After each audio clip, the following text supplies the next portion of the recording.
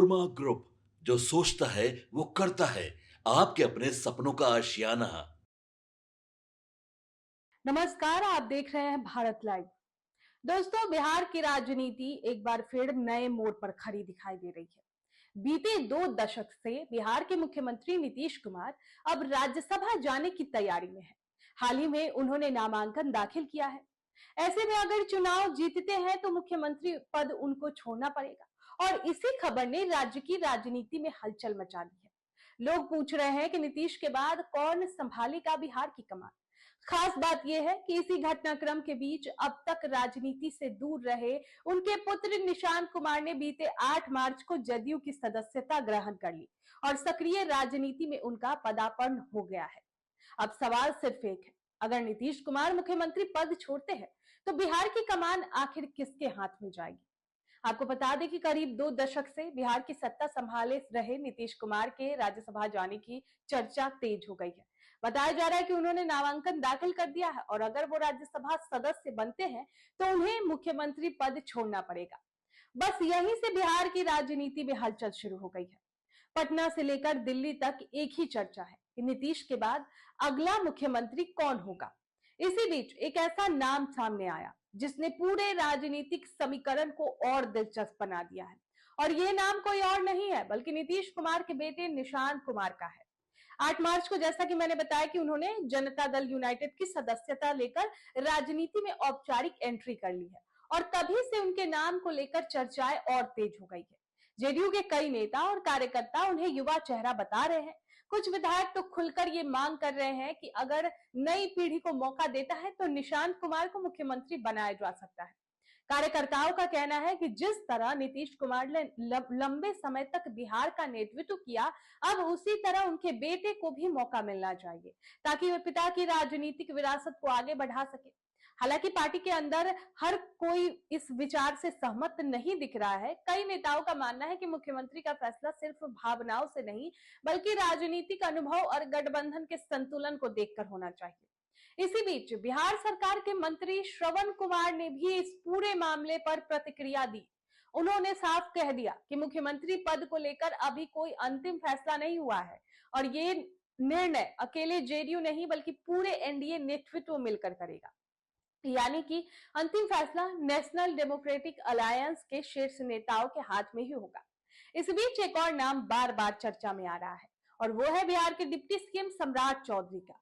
वे Bharatiya Janata party के बड़े नेताओं में गिनते हैं और फिलहाल राज्य सरकार में गृह विभाग संभाल रहे हैं। हाल ही में उनकी दिल्ली में केंद्रीय गृह मंत्री अमित शाह से भी मुलाकात हुई। उसके बाद ये चर्चा और तेज हो गई कि भाजपा भी अपने स्तर पर संभावित मुख्यमंत्री चेहरे को लेकर तैयारी कर रही है और कुछ नेताओं का कहना है कि अगर एनडीए की सरकार बनी रहती है तो मुख्यमंत्री भाजपा से भी हो सकता है।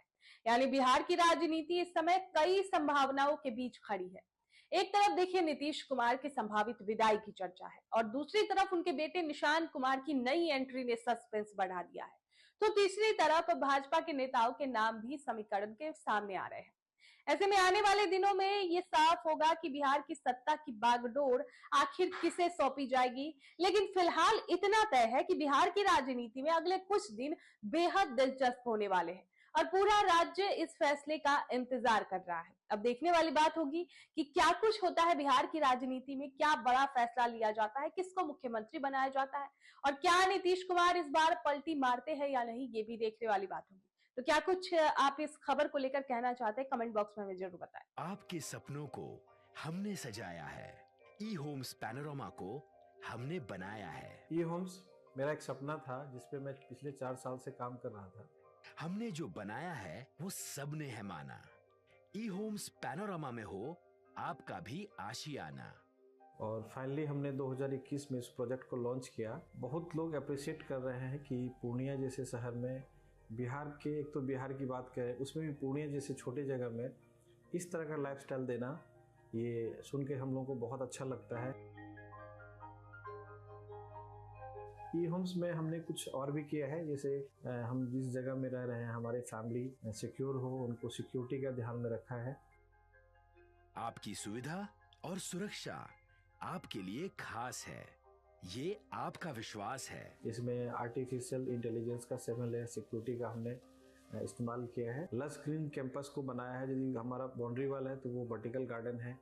ये जितनी भी फैसिलिटी होता है एक इंटरनेशनल टाउनशिप में, ई होम्स है, ये हम लोग विश्वास नहीं कर पा रहे हैं। जो भी हमारे मित्र दोस्त या जो भी हमारे बाहर के बाहर आते हैं तो हम लोगों को बहुत अच्छा सुनने को मिलता है और बहुत अच्छा क्रेडिट मिल रहा है। वो सारा हमने सिर्फ एक बिल्डिंग नहीं बनाया, हमें एक बहुत अच्छा लाइफस्टाइल दिया ई होम्स में, और मेरा एक सपना था जिसको मैं आज फुलफिल होते हुए देख पा रहा हूँ। ये आपका आवास है। ई होम्स पैनोरमा में अब आपका निवास है। E homes Panorama, luxurious lifestyle redefined. Panorama group, जो सोचता है वो करता है।